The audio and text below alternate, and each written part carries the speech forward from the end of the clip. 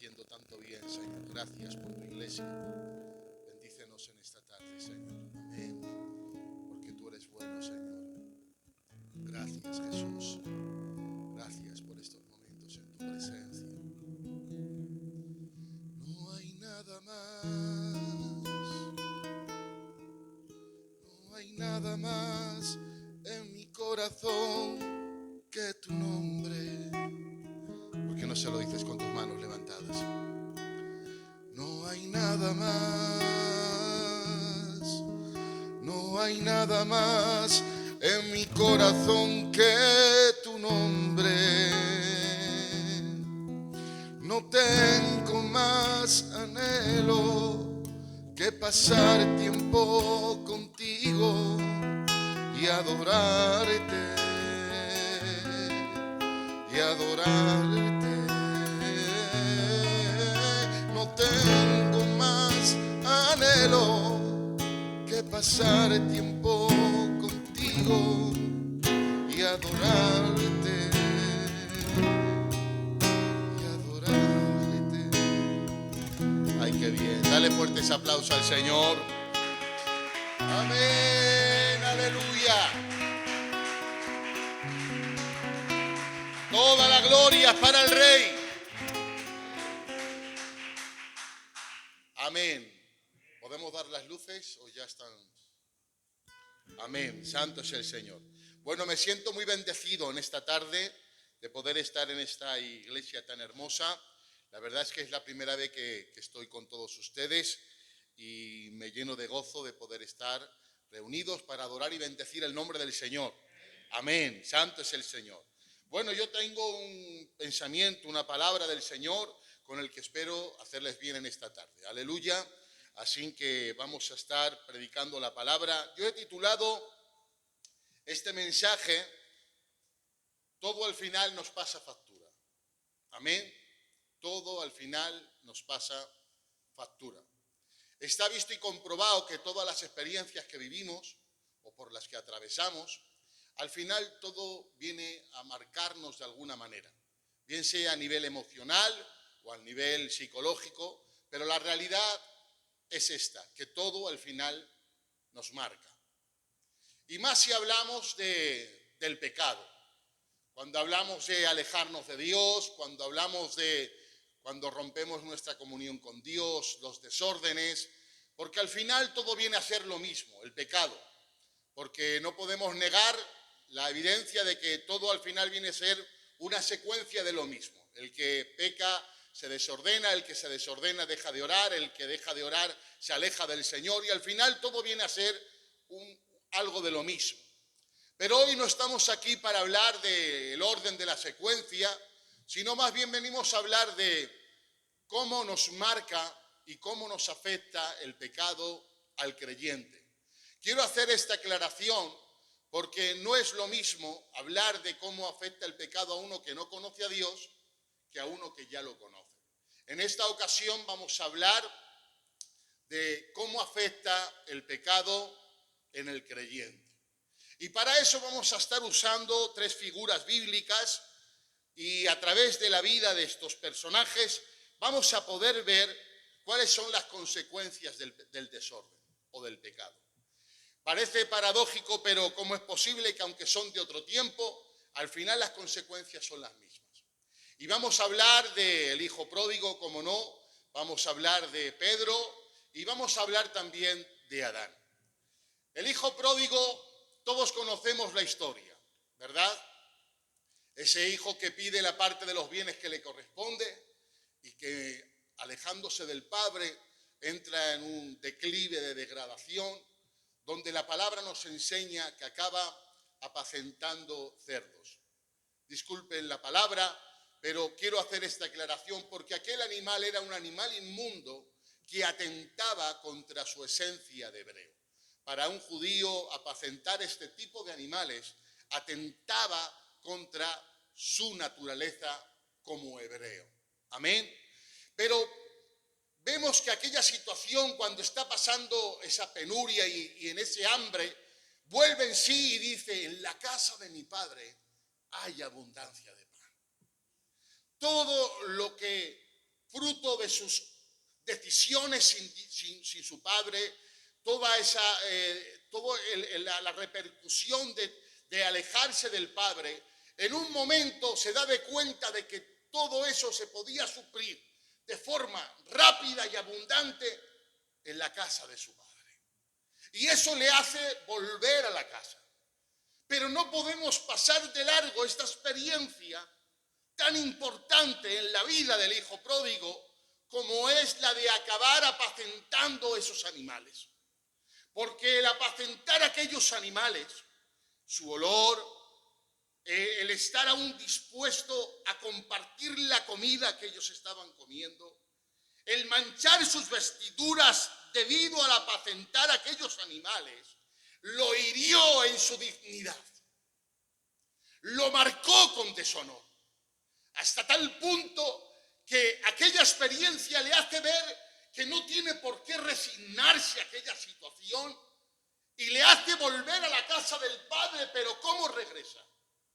La palabra nos muestra que cuando regresa, regresa herido en su dignidad y con un sentimiento de culpa que le dice: no soy digno de ser tu hijo, hazme como uno de tus jornaleros.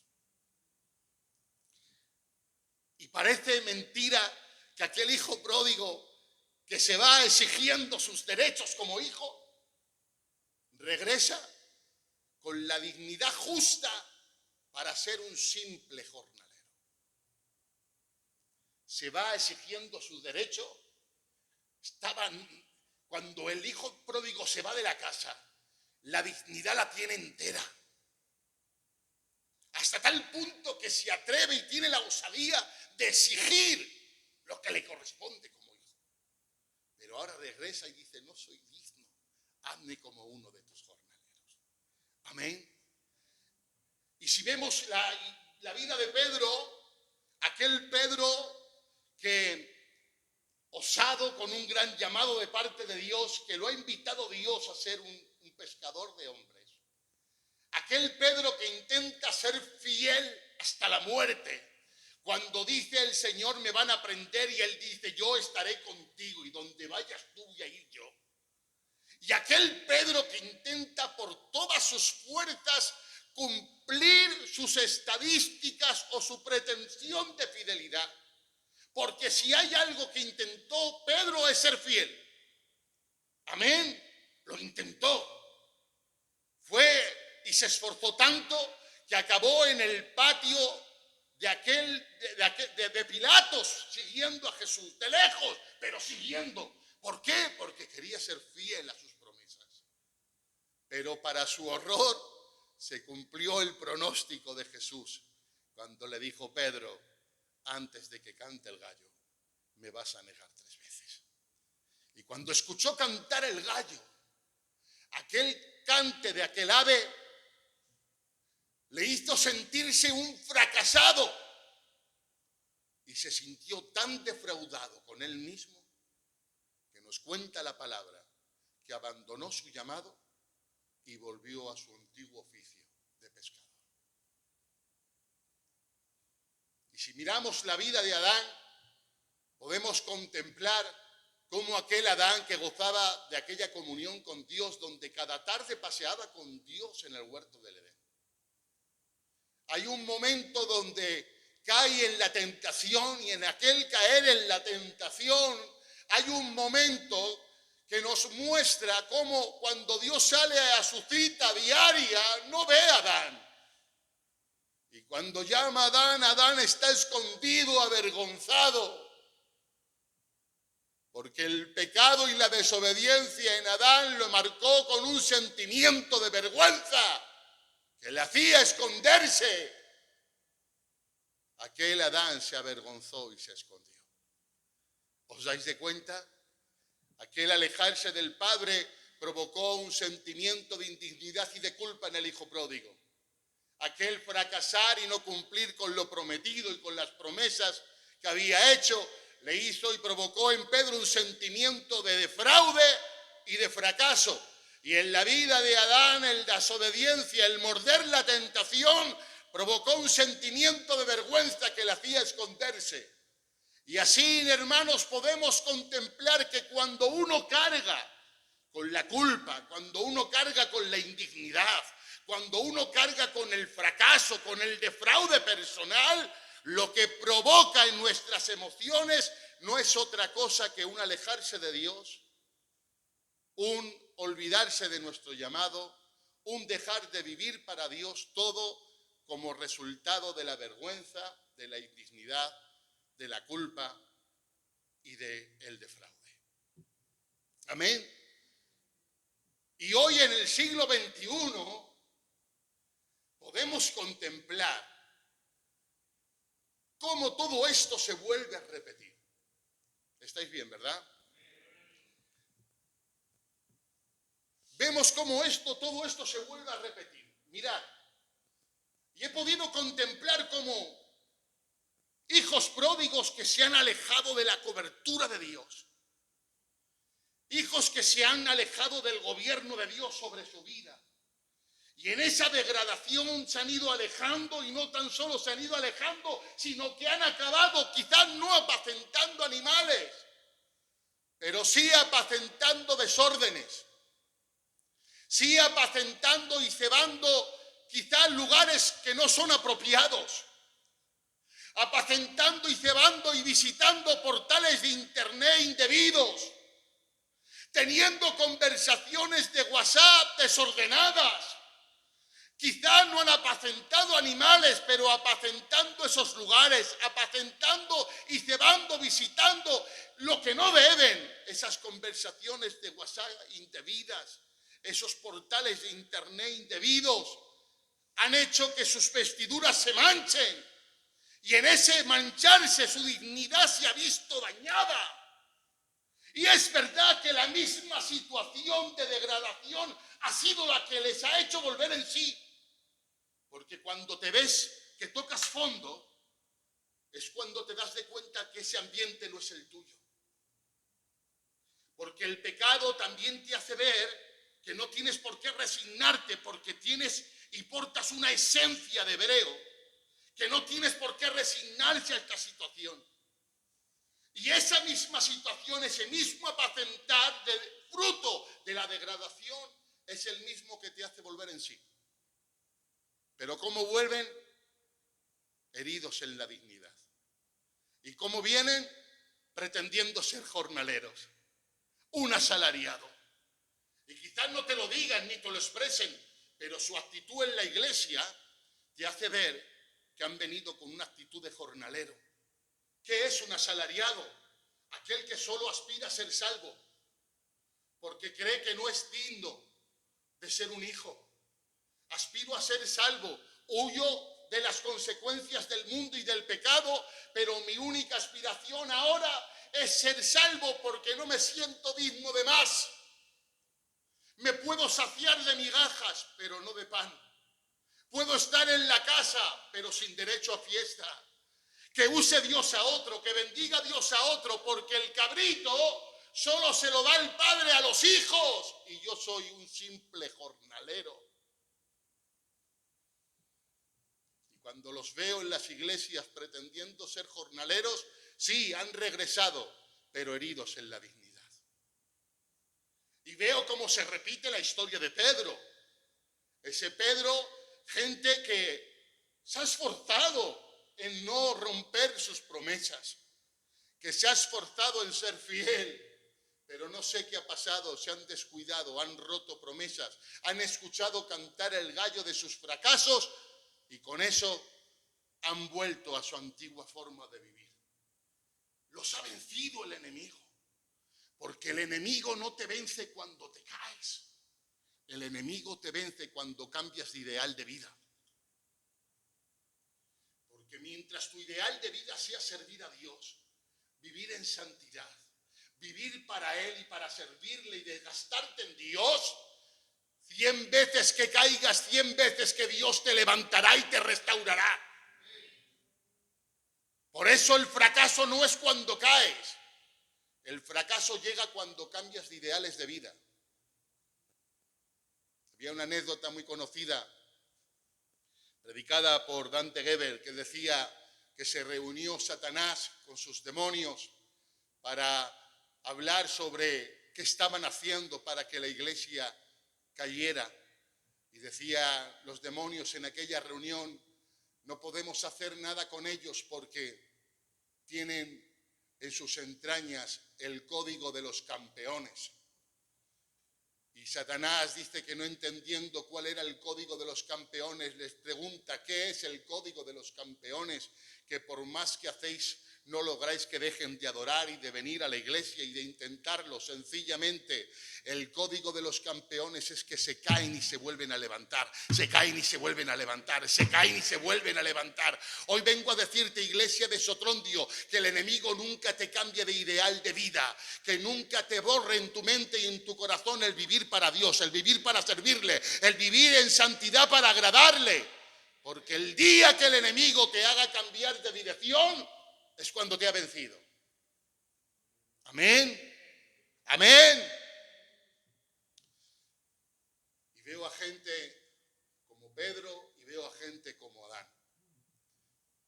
Hace poco, hablando en una conversación, hablaba de cómo se ve cuando uno viene y regresa a la casa con un sentimiento de vergüenza. Que ese es el sentimiento que provoca en el creyente. Provoca el que no se sienten dignos de ser bendecidos. Ya no cierran sus ojos y adoran porque se avergüenzan de enfrentarse a Dios. Tienen tan pocos argumentos para justificar lo que han vivido que lo que hacen es esconderse. Amén. Esconderse. Y quiere Dios bendecirles, y mientras les está bendiciendo, ellos rehuyen de la bendición. Y la culpa se convierte como en un bozal que no les deja adorar. Quieren y sienten de hablar en lenguas, de adorar, pero ellos mismos se limitan. Ellos mismos limitan la gracia de Dios. ¿Por qué? Porque se sienten avergonzados. Gente que regresa como jornaleros, gente que regresa a su antiguo ideal de vida, y gente que se avergüenza y se esconde de Dios. Amén. Y esto no es para este, o bueno, esto es para el otro. No. Creo que esto es para todos. Amén. Creo que esto es para todos. Creo que ha llegado el momento. Creo que ha llegado el momento de sincerarnos. Amén. Creo que ha llegado el momento de hacernos un retrato, de hacernos una foto, de hacernos un selfie, pero hacerlo sin filtros, ¿vale? Sin esos filtros que ocultan los defectos, ¿vale? Porque hoy en día se usa mucho eso.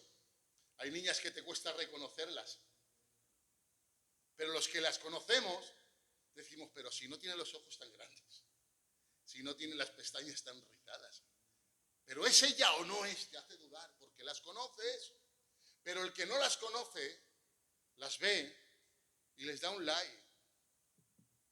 Pero los que las conocemos sabemos que no es tan guapa como aparenta. ¿Por qué te digo esto? Porque al pastor y a los predicadores los puedes engañar con 4 filtros. Y podemos darte un like y decirte adelante, pero realmente Dios te conoce. Y realmente Dios sabe que en el fondo no estás tan bien como aparentas. Y que en el fondo tu vida espiritual se ha visto rebajada. Y vienes al culto y como que no pasa nada, pero Dios te conoce y sabe, como los de la foto, que no tienes los ojos tan grandes. Amén. Hay niñas que dices tú, cuando vengan a pedirlas, a su novio le va a costar reconocerla. Y decía yo en Oviedo el otro día, predicando este mensaje a modo de humor, decía: cuando venga el niño, pero tú eres la princesa Calí, pero si te pareces más a Fiona. Dale un fuerte aplauso al Señor en esta tarde. Amén.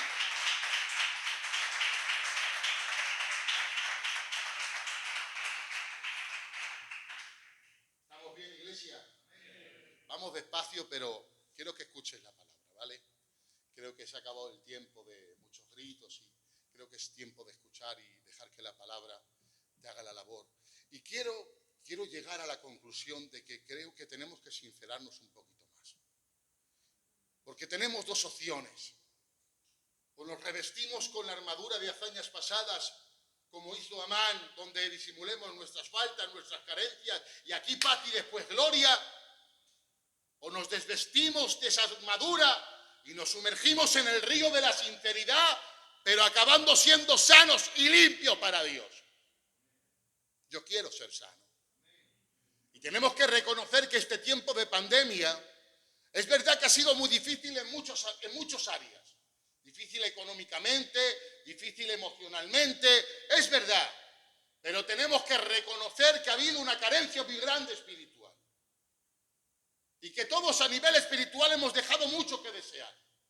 Es verdad, altares encendidos, el eslogan cuando se cerraron las iglesias, los primeros 4 días, el miedo a lo desconocido, el vernos encerrados, el que el Señor podía aparecer en cualquier momento, provocó que aún la gente se convirtiera de forma multitudinaria en los sellos. Y gloria a Dios por ello, porque la palabra nunca vuelve vacía y todo va a tener un efecto en esas vidas. Pero quiero reducir y entender que luego al final, acabado ese tiempo de encierro, volvimos a nuestra antigua vida y luego ni a los sellos nos conectábamos. Seamos sinceros. Se fue el miedo y con el miedo se marchó también nuestra espiritualidad. Hubo gente que decía, yo cuando acabe la pandemia ya no voy ni a trabajar, voy a dedicarme al Señor, válgame Dios. A los 4 días venga a emplear mascarillas y venga a vender mascarillas.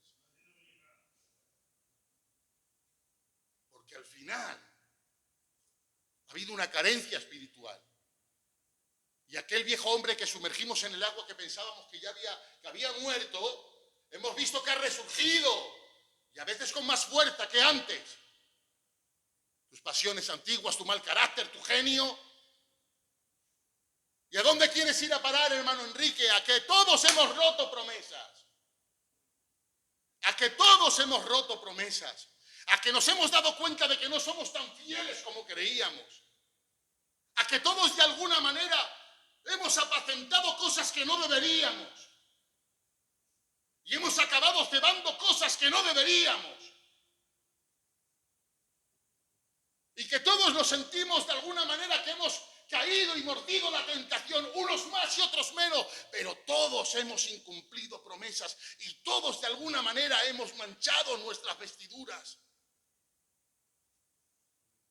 Y hemos regresado, pero hemos regresado pretendiendo ser jornaleros, hemos regresado escondiéndonos porque no sentimos que no somos dignos de ser bendecidos por Dios. Y nos hemos acercado, sí, pretendiendo y olvidándonos de nuestro ideal de vida, que era vivir para Dios. Ahora que predique el pastor, que canten las del coro, que yo solamente aspiro a ser salvo, porque de lo único que escapo y que huyo es de las consecuencias del mundo. Esa es la realidad. Que todos hemos roto promesas, que todos hemos manchado nuestras vestiduras y que todos hemos apacentado cosas que no deberíamos. Es verdad que ese mismo apacentar cosas que no deberíamos ha sido lo que nos ha hecho volver en sí y darnos cuenta de que en la casa del Padre hay abundancia de pan. Pero hoy vengo con un mensaje de Dios para tu vida y para mi vida. Y es que Dios no quiere jornaleros en su casa. Que quizás has venido con un sentimiento de indignidad hasta tal punto que te crees que solo eres digno de ser un jornalero. Hoy vengo a decirte que portas naturaleza santa. Hoy vengo a decirte que por muy indigno que te sientas, todavía sigues teniendo naturaleza de hijo. Con tus ropas manchadas, pero hijo. Apacentando cosas que no debías, pero eres hijo. Quizá te has desordenado, pero eres hijo. ¿Y qué me quieres decir? Que Dios tiene sus puertas abiertas para recibirte no como un jornalero, sino como un hijo. Porque la evidencia de que portas naturaleza santa, ¿sabes cuál es? La incomodidad que te ha provocado estar apacentando cosas que no debías. Y te has incomodado hasta tal punto que eso es la evidencia de que eres y tienes naturaleza santa. ¿Cuántos lo creen? Levantan su mano y dicen amén. Dile al que está a tu lado, tienes naturaleza de Dios. Tienes naturaleza de Dios.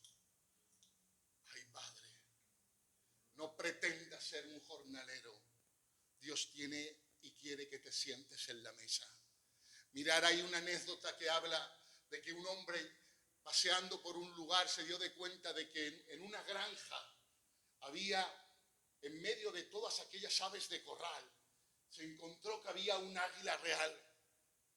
El águila real tiene una dinámica, unas dimensiones que de punta a punta de cada ala llega a medir hasta 2 metros y 2 metros y medio. Es increíble. Pero la sorpresa de aquel hombre es que aquel águila se estaba comportando como las aves de corral. Y no dando crédito a lo que estaba viendo, dice que preguntó al dueño de la granja cómo aquello había podido ser posible. Y aquel dueño le dijo, es que vino herida, intentó volar y tanto lo intentó y no lo logró que se olvidó. Se ha olvidado de quién es. Y olvidándose de quién es, se está comportando como las demás. Pero aunque aquel ave olvidó su identidad, cuenta la anécdota que aquel hombre cogió aquel águila real y lo subió a la montaña más alta. Y cuando aquel águila se vio en aquel ambiente, cuando aquel águila empezó a respirar aquella atmósfera, cuando aquel águila se vio en las alturas, recobró su identidad, extendió sus alas y comenzó a volar y a volar y a volar. Hoy vengo a decirte, no sé cuánto tiempo llevas comportándote como los demás. No sé si con el tiempo te has olvidado de tu identidad y pareces uno más. Pero escucha algo, tu aerodinámica, tu plumaje, tu naturaleza es una naturaleza santa. Por eso te sientes tan incómodo a ras de suelo, porque has nacido para las alturas. Y cuando hablo de las alturas no hablo de éxito, de puestos. Cuando hablo de las alturas hablo de santidad, hablo de vivir para Dios. Hablo de dedicarte para el Rey. Tú no has nacido para ser rico. Tú no has nacido para tener un mejor vehículo que otro. Tú no has nacido para ser más guapo, más guapa que otro. Que no. ¿Para qué he nacido? Tú has nacido para Dios. Tú has nacido para Dios. Tú has nacido para Dios. Por eso todo lo que no tenga la rúbrica del jefe, todo lo que no esté sellado por el sello de Dios para tu vida, te producirá incomodidad. Ya podrás tener más dinero que nadie, ya podrás tener el mejor coche que todos, pero como no vivas en el orden que Dios quiere para ti, te sentirás vacío, te sentirás incómodo. ¿Sabes por qué? Porque has nacido para Dios. Si lo crees, dale fuertes aplausos al Señor.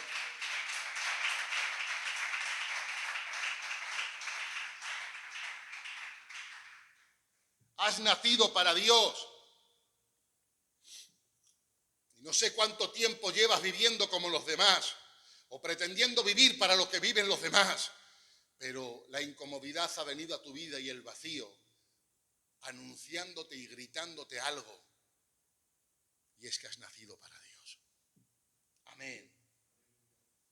Y quizá te sientas que tan defraudado porque has roto promesas que no pensabas romper, que crees que Dios ha roto su propósito para contigo. Hoy vengo a decirte que estás muy equivocado. Es más, Dios ya contaba con tu fracaso. Amén. Pedro tontorrón, que has fracasado, que has roto tus promesas, te has defraudado a ti mismo, pero a Dios no le has defraudado, porque sabía Dios que ibas a fracasar. Por lo tanto, el sentimiento de defraude es un sentimiento personal. Pero no sientas que has defraudado a Dios, porque a Dios no lo has defraudado, porque Dios ya contaba con tu fracaso. Es más, tu fracaso es parte del proceso de Dios para tu vida. Es más, el fracaso es parte de la escuela para tu servicio. Es más, el fracaso es parte del trato de Dios para con tu carácter. Es más, el fracaso ha sido programado y permitido por Dios para ver que veas tu vulnerabilidad y que aprendas a depender de Dios y entiendas que lo que puedas hacer mañana no es gracias a tu fuerza ni a tu valía, sino gracias a sus recursos, a su gobierno, a su cobertura y a lo que Dios quiere para tu vida. Ay, Padre, yo hubiera dicho amén. Todo eso es parte y es fruto de tu fracaso. Por eso te sientes defraudado contigo mismo, Pedro, sí, pero a Dios no lo has defraudado, porque Dios contaba con tu fracaso y es más, tu fracaso es parte del proyecto final. ¡Qué bien! Amén. Por eso de alguna manera le dijo a Pedro, Pedro, me ha pedido Satanás para zarandearos como a trigo, pero yo he rogado al Padre por ti, para que tu fe no falte, para que tú una vez vuelto, todavía no había caído y Dios ya le estaba hablando del regreso. Y le dice, para que tú una vez vuelto confirmes a tus hermanos. Le estaba mandando un mensaje subliminal. Un mensaje que no se lo podía decir a las claras porque si no es como que hacía trampas. Pero le estaba diciendo, Pedro, vas a caer, pero tu caída es parte de un proyecto. Vas a fracasar, Pedro, pero el fracaso es parte de una bendición y de un servicio. Y cuando se encuentra con él cara a cara, Pedro, ¿me amas? Sí, apacienta mis corderos. Pedro, ¿me amas? Sí, pastorea mis ovejas. Te das de cuenta, Pedro, tú vienes defraudado contigo mismo, pero lo único que te estoy preguntando es si todavía me amas. Hoy te pregunto, ¿amas al Señor? Todos hemos roto promesas, pero hoy te pregunto, ¿amas a Dios? Porque eso es lo importante. Amar a Dios con todo tu corazón. Y quizá te sientas avergonzado como Adán, que cuando falló y Dios le llamó y no tenía tantos argumentos y al final Dios tuvo que sacrificar unos corderos para revestirlo de pieles y de aquella manera tapó su vergüenza.